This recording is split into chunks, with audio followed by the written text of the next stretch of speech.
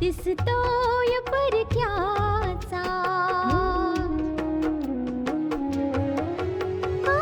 फुलाच चेहराचा दिसतोय परक्याचा, नसे सुटणार नाजूक गुंता दोष न चरख्याचा, फुले मी म्हटले जे होते पाहुणे ते, तरी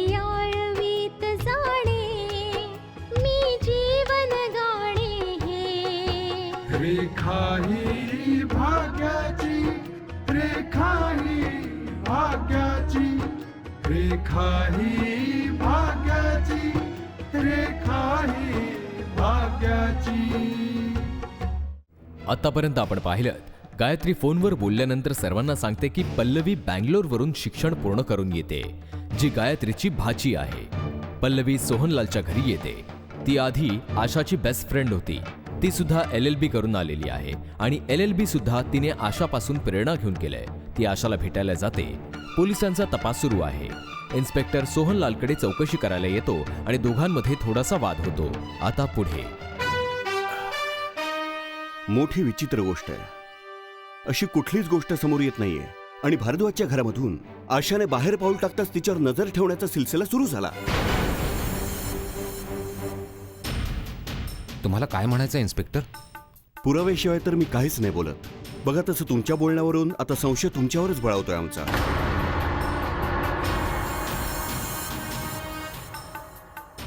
तुम्हाला खरं जाणून घ्यायचं होतं का खोटं?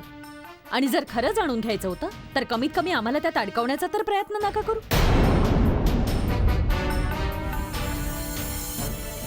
इन्स्पेक्टर, तुम्हाला समजलं पाहिजे, जर ह्या सगळ्या मागे आमचाच हात असता तर मग आम्ही तुम्हाला खरं का सांगितलं असतं? आम्ही सांगितलं असतं की हो, आशावर इथेही नजर ठेवली जात होती. आमच्यावर आरोप करण्यापेक्षा असं करा, इथून जा आणि विपुल शहाला अटक करा. हो इन्स्पेक्टर, जर तुम्हाला सत्यावरून पडदा हटवायचाच असेल आणि तुमच्यात हिंमत असेल तर जा आणि लगेच त्याला अटक करा. जर विना पुरावाच मला अटक करायची असती ना, तर सगळ्यात पहिल्यांदा हातकडी तुमच्या हातात असती. खरं सांगायचं तर मिस्टर सोहनलाल, पुरावा कायद्याच्या हातात आल्याबरोबर गुन्हेगार हा तुरुंगात असेल. निघतो मी.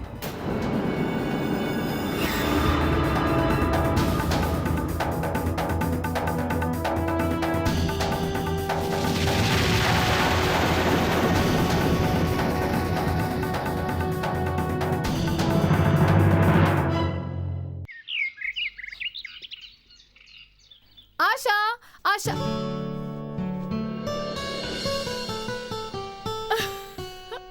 आशा, आशा,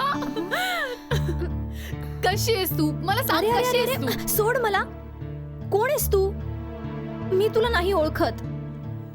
तू मला नाही ओळखलंस? जा, मी पण नाही तुला सांगणार की मी कोण आहे. तुला स्वतःलाच मला ओळखावं लागेल. I am sorry. बघा, मला नाही माहित तुम्ही कोण आहात. तुम्हाला कदाचित हे नाही माहित की माझी स्मरणशक्ती. हो, माहितीये माहितीये. अगं, मी स्मरणशक्तीबद्दल बोलतच नाहीये, मी तर मनाबद्दल बोलते. सांग, तुझ्या मनातून काही आवाज आला की मी कोण आहे? हो, असं जरूर वाटते की तू माझ्यासाठी कदाचित कुणी खास आहेस म्हणून. हो ऑफकोर्स तू माझ्यासाठी खास आहेस. तू माझ्यासाठी सगळं काही आहेस. माझी इन्स्पिरेशन. अगं तुझ्यामुळेच तर मी लॉची स्टडी केली आणि बघ आज कम्प्लीट पण झालं. तू प्रत्येक वेळी माझ्या बरोबर होतीस. मी तुझ्या बरोबर होते. हो आशा, तू इथे राहून सुद्धा प्रत्येक वेळी माझ्या बरोबर होतीस, माझी इन्स्पिरेशन बनून. हे बघ, हे लॉकेट तू मला दिलं होतंस ना. तू नेहमी म्हणायचीस वी आर टुगेदर, आपण नेहमी एकत्र आहोत. जाता जाता पण तू हेच म्हणाली होतीस की आपण दूर राहून सुद्धा जवळ राहू. माहितीये आशा, मला तुझी एक एक गोष्ट आठवते आणि त्याच गोष्टी नेहमीच माझ्या ताकद बनल्यात. माहितीये आशा, काही लोकांच्या गोष्टी अंधार असला की प्रकाश द्यायचं काम करतात.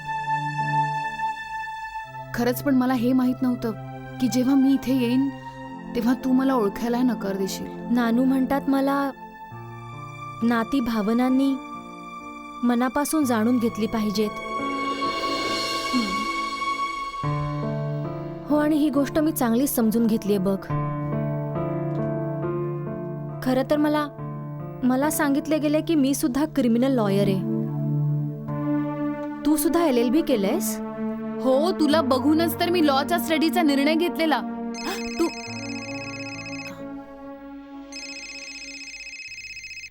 मी कारण आहे.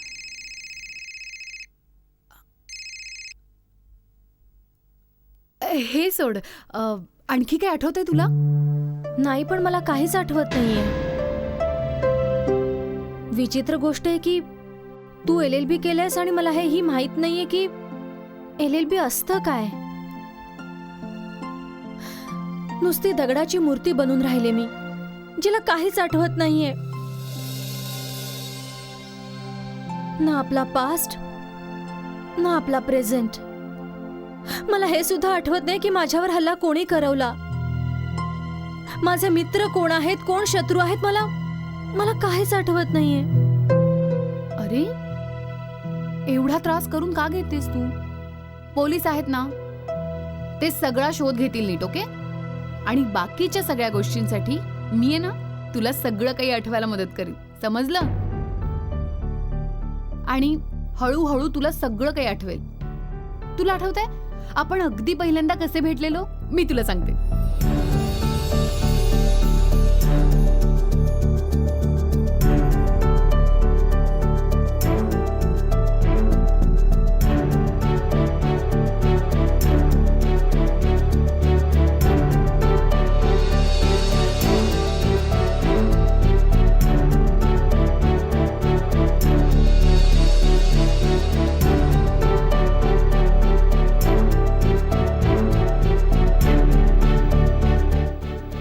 आठवलं?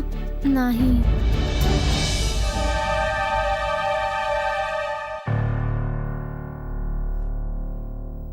याचा अर्थ हा होतो पप्पा की पोलिसांनी आधीपासूनच हे मनात नक्की केलंय की आशावर आता कोणी जरी हल्ला केला तरी त्यामागे जबाबदार तुम्हालाच धरायचं. हो, आणि पोलिसांना हे सांगणारी कामिनीच आहे. आपण तर तिला कुठलीच धमकी दिलेली नाही, पण तरीही तिने जाऊन साक्ष दिली की आशामुळे तुम्ही तिला धमकी दिली. मी तर कामिनीला समजावण्याचा प्रयत्न केला होता की बघ, ती सासू या नात्याने आशाला इथून घेऊन जाते. जर तिला काहीही झालं, तिच्यासोबत काही अघटित घडलं, तर त्याला जबाबदार ती असेल. वा, याआधी की तुम्ही तिला जबाबदार ठरवायचा प्रयत्न कराल. तिने तुमच्या ह्या बोलण्याला धमकी असं सांगून तुम्हाला जबाबदार ठरवून टाकलं. या कामिनीला हवंय तरी काय? का करत असेल ती असं आपल्या बरोबर? याचं एकच कारण आहे मामा, त्यांनी आपला मुलगा गमावलाय आणि एक आई स्वतःच्या मुलाच्या मृत्यूला इतक्या सहजपणे कधीच विसरू शकत नाही. तर या अजयच्या मृत्यूला जबाबदार मी आहे. हा, मला तर स्वतःला शोध घ्यायचा या सगळ्या मागे कोण आहे. पण ही कामिनी मला कळत नाही, ही मलाच दोषी का ठरवू पाहते. पप्पा, हा मामला तोपर्यंत नाही सुटणार जोपर्यंत अजय आणि आशावर हल्ला करणारा पकडला नाही जात. तुम्ही देवेशची मदत का नाही घेत? तुम्ही तर नेहमीच त्याची मदत घेता ना. तुम्ही त्याला सांगा की जरा माहिती काढ की या हल्ल्यापाठीमागे कुणाचा हात आहे. हा देवेश पण काही कामाचा नाहीये. अशा लोकांना फक्त कामाच्या बदल्यात पैसे काढणं माहीत असतं.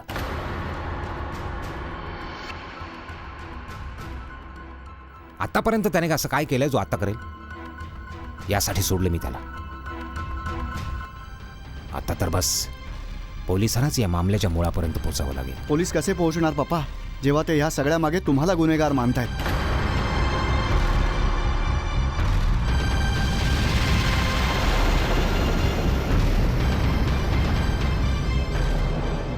मी फक्त कायद्याला जागृत करण्याचा प्रयत्न करते, ज्यामुळे खुन्याला शिक्षा मिळेल, माझ्या मुलाला न्याय मिळेल, आशाला न्याय मिळेल. हो, आणि ह्या गोष्टींमुळे जर सोहनलाला खूप त्रास होत असेल ना, मग तो त्याचा प्रॉब्लेम आहे. रेखा ही भाग्याची. दिवसेंदिवस अजय आणि आशाच्या केसला घेऊन दबाव वाढतच चाललाय. कमिशनर साहेब काय ऐकूनच घेत नाहीयेत. ते बस एकच गोष्ट सारखी सांगतात मला की ही केस लवकरात लवकर सॉल्व्ह करा आणि गुन्हेगाराला अटक करा. अहो पण कसं सर, आपल्याकडे जादूची छडी तर नाहीये ना सर. प्रयत्न तर आपण करतोच आहोत. आणि दुसरी गोष्ट ही की ज्या केसमध्ये सोहनलाल सारख्या मोठ्या माणसाचं नाव जोडलेलं आहे त्यामध्ये इतक्या सहज काही हात नाही घालता येणार. मी त्यांच्या घरी गेलो होतो चौकशी करण्यासाठी. तो सगळा आरोप विपुल शहाच्या खांद्यावर टाकण्यासाठी तयारच बसलाय. सर, पुराव्याशिवाय तर आपण कुणालाही अटक करू शकत नाही. सर, मानलं की परत परत विपुल शहाचं नाव समोर आलंय, पण त्याच्या विरोधात आपल्याकडे एकही पुरावा नाहीये. सर, विपुल शहाच्या विरोधात तर आपण सापळाही रचला होता. मी स्वतः त्याला भेटायला गेलो होतो तुमच्याच सांगण्यावरून. पण सर, असा कोणताही पुरावा मिळाला नाही जो विपुल शहाला गुन्हेगार ठरवू शकेल. किंवा सर, कोणता असा पुरावा जो हे साबित करू शकेल की अजय आणि आशाच्या हल्ल्यामागे विपुलचा हात आहे. इतकं तर पक्क आहे की सोहनलाल आणि विपुल शहाच्या मध्ये काहीतरी जुनं पुराणं वैर आहे. पण या दोघांच्या दुश्मनीच्या मध्ये आशा आणि अजयवरच्या हल्ल्याचं कारण नाही समजत आहे. पण आता काय करायचं तो विचार करा. कमिशनर साहेबांचा आदेश आहे, त्यांच्या आदेशाचं पालन तर करावंच लागेल. माहिती आहे, 99% गुन्हेगार हेच म्हणतात की त्यांनी गुन्हा नाही केलाय, मासूम आहे. मला कोणतं तरी ठोस पाऊल उचलावंच लागेल. सोहनलालच्या घरी जाऊन चौकशी करणं आणि पोलीस स्टेशनमध्ये चौकशी करणं यात खूप फरक पडेल. म्हणजे तुम्ही सोहनलालला अटक करायचा विचार करताय? विचार तर हाच करतोय, पण कमिशनर साहेब याची परवानगी देतील? सोहनलालच्या अटकेचं वॉरंट देतील आपल्याला? मला त्यांच्याशी बोलावंच लागेल. बाबा, अगं ये बेटा, ये खुश राहा बस. काय बोलणं झालं सोहनलाल बरोबर? का आला होता तो इथे? बेटा बघ, तो तुझ्या बाबतीत बोलण्यासाठी आला होता. यासाठीच मी तुला फोन केला होता की ही गोष्ट मी तुलाही सांगून ठेवावी. काय? माझ्या बाबतीत तो तुमच्याशी बोलायला आला होता? जर त्याला काही विचारायचंच असेल तर तो डायरेक्टली माझ्याशी का नाही बोलत? बेटा बघ, त्याला वाटतंय की मी तुझ्या बरोबरीने त्याला यात फसवायचा प्रयत्न करतोय. हो, आणि तू त्यांच्या विरोधात षडयंत्र रचतेस. कोणतंही षडयंत्र नाहीये बाबा. मी फक्त कायद्याला जागृत करण्याचा प्रयत्न करते बघा, ज्यामुळे खुन्याला शिक्षा मिळेल, माझ्या मुलाला न्याय मिळेल, आशाला न्याय मिळेल. आणि ह्या गोष्टींमुळे सोहनलाला त्रास होत असेल ना, तर तो त्याचा प्रॉब्लेम आहे. हो बेटा, तू पोलिसांच्या बरोबरीनं ह्या मुद्द्याला उचलून धरलायस ना. बाबा, मी कमिशनर साहेबांशी रोज बोलते आहो, कारण हा मामला थंड न पडावा. हो, आणि त्यांनी मला प्रॉमिस केलंय की ऍक्शन घेतली जाईल. खूप दिवस अजयच्या गुन्हेगाराला सैल फिरता येणार नाही आता. हो, आणि त्यांनी मला हे सुद्धा सांगितलंय की जो माणूस संशयाच्या जाळ्यामध्ये वाटेल ते त्याला अटक सुद्धा करणार आहेत. काय? सगळ्यांना अटक? खरंय बाबा, कायद्याकडे आता अजून कोणताही मार्ग नाही राहिलाय खरं बाहेर काढण्याचा. अशा लोकांना धडा जरूर मिळालाच पाहिजे, ज्यांना हे वाटतं की कायदा त्यांच्या बोटांवर नाचतो की कायद्याला ते पैशांच्या जोरावर आपल्या मुठीमध्ये बांधून ठेवू शकतात? कायदा कोणाचाही मिंधा नाहीये बाबा. आता या हृदयाचं काय करू मी, जो तुझ्याशिवाय कोणा दुसऱ्याबद्दल विचारच नाही करत. तू वेडाबिडा झालायस का?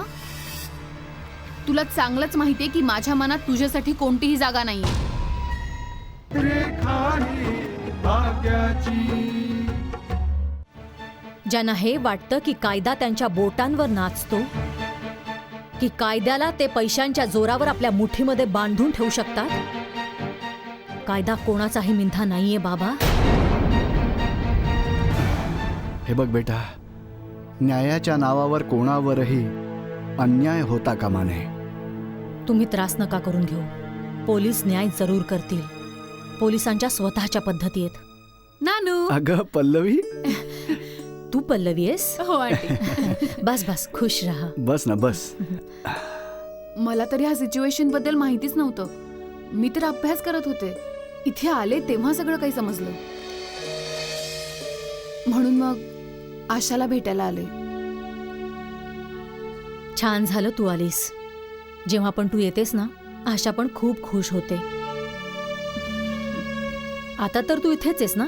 हो आंटी, आता तर मी इथेच आहे आणि इथे राहूनच प्रॅक्टिस करणार. बाळा, माझा आशीर्वाद आहे की तुला सगळ्या कामात खूप यश मिळो. हो, आणि जेव्हा वेळ मिळेल तेव्हा येत जा इथे तू. आशाला खूप छान वाटतं बघ तुला भेटून. डोंट वरी आंटी, आता मी नेहमी इथे येत राहीन. आणि मी आज पण आशाला जुन्या गोष्टी आठवून द्यायचा प्रयत्न केला होता, पण ती एक मिनिट. हा,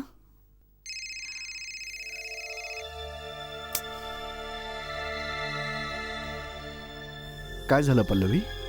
माहिती आहे नानू, मला कोणीतरी सारखं सारखं मिस कॉल देतं आणि मी जेव्हा फोन करते तेव्हा फोन पण उचलत नाही. माझ्या डोक्याला त्रास झालाय अगदी. एनिवे, आता मी निघते. ठीक आहे? येत जा अशी. ठीक आहे. बाय. बाय. बाय. बाबा, ही पल्लवी गायत्रीची. हो बेटा, गायत्रीची भाची आहे.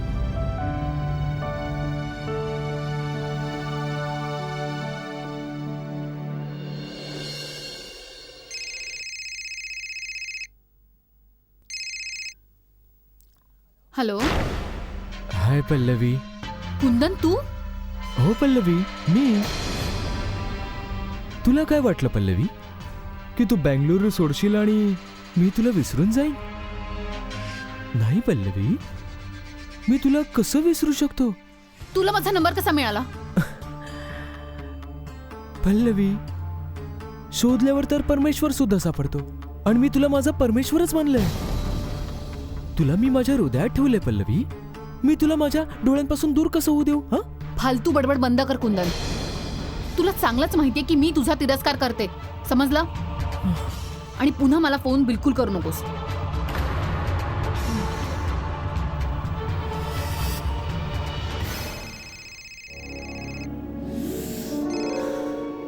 का मला सारखा सारखा फोन करतोयस? काय हवंय काय तुला? मला तू हवीस जानू. मी तुला माझं परमेश्वर मानलंय. हो, आणि माझ्याशिवाय तुझा दुसरा कोणी भक्त होईल हे मी नाही होऊ देणार. बंद कर हा वेडेपणा. माझं तुझ्यावर प्रेम नाहीये कुंदन. माहितीये मला जान, माहितीये. पण ग, या माझ्या मनाचं काय करू मी, जे तुझ्याशिवाय कोणा दुसऱ्याबद्दल विचारच नाही करत? तुला वेट बीट लागलाय का? तुला चांगलंच माहितीये की माझ्या मनात तुझ्यासाठी कोणतीही जागा नाहीये. तीच बनवण्याचा प्रयत्न करतोय जानू. पल्लवी, माझ्या एवढा प्रेम करणारा तुला आणखीन कुठेच नाही भेटणार. तू आहेस कुठे आता? तुझ्या जवळ, खूप जवळ, तुझ्या शहरामध्ये. पल्लवी, माझं म्हणणं समजून घ्यायचा प्रयत्न कर. मी तुला दुनियेतला प्रत्येक तो आनंद देईन. मी तुझ्याशिवाय नाही राहू शकत पल्लवी, नाही राहू शकत. ओ जस्ट शट युअर माउथ. पुन्हा मला फोन बिलकुल करायचा नाहीस, नाहीतर मी पोलिसांना कंप्लेंट करीन, समजलं तुला? इडियट.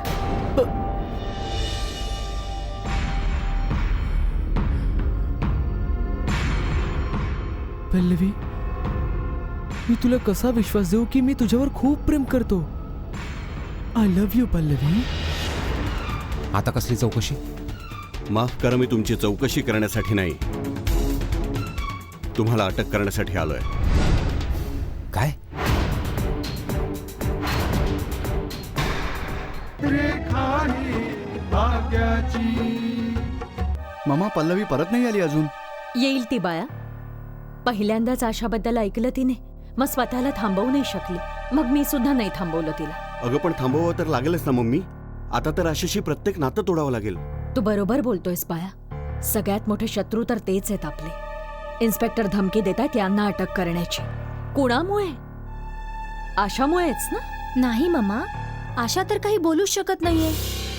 हो, आणि जर ती काही बोललीच कुठे तर तिच्या बोलण्याला काहीच अर्थ नसेल ना, कारण तिची स्मरणशक्ती गेलीये. गायत्री, बाहेर पोलीस का उभे आहेत? काय? हो, बाहेर पोलिसांची गाडी पण आहे. हे काय बोलताय पप्पा तुम्ही? बाळा, मला स्वतःलाच कळत नाही की हे सगळं काय चाललंय. Excuse me.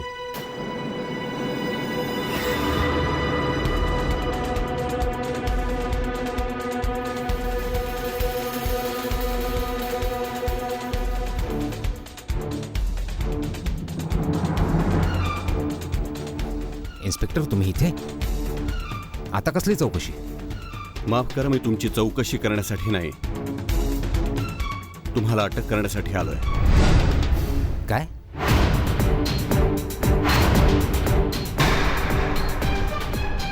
इन्स्पेक्टर, हे काय बोलताय तुम्ही? तेच जे तुम्ही ऐकलंयत. सोनलालजी, तुम्हाला माझ्यासोबत यावं लागेल. तुम्ही असं नाही करू शकत इन्स्पेक्टर. आधी सांगा, यांनी केलंय तरी काय? हे चुकीचं आहे इन्स्पेक्टर. आणि तुमच्याकडे पुरावा काय? कोणत्या पुराव्याच्या आधारावर तुम्ही पप्पांना अटक करायला आलाय? पोलिसांना अधिकार आहेत की संशयाच्या आधारावर ते कोणालाही आपल्यासोबत घेऊन जाऊन चौकशी करू शकतात. तुम्ही यांना नाही घेऊन जाऊ शकत इन्स्पेक्टर. तुम्हाला यांच्यावरच का संशय आहे, जेव्हा खरे अपराधी तर मोकाट सुटलेले. नाही नाही, तुम्ही यांना अटक नाही करू शकत. हे बघा इन्स्पेक्टर, हे तुम्ही खूप चुकीचं करताय. मला कमिशनर साहेबांशी बोलायचं. याचा काहीच फायदा नाहीये. माझ्याकडे अरेस्ट वॉरंट आहे तुमच्यासाठी. तुम्हाला माझ्यासोबत यावंच लागेल. इन्स्पेक्टर, तुम्ही असंच कसं कोणाला घेऊन जाऊ शकता? सत्य शोधण्यासाठी आम्हाला हे करावंच लागतं. सोनलालजी, मला सक्ती करायला भाग पाडू नका. प्लीज माझ्यासोबत चला.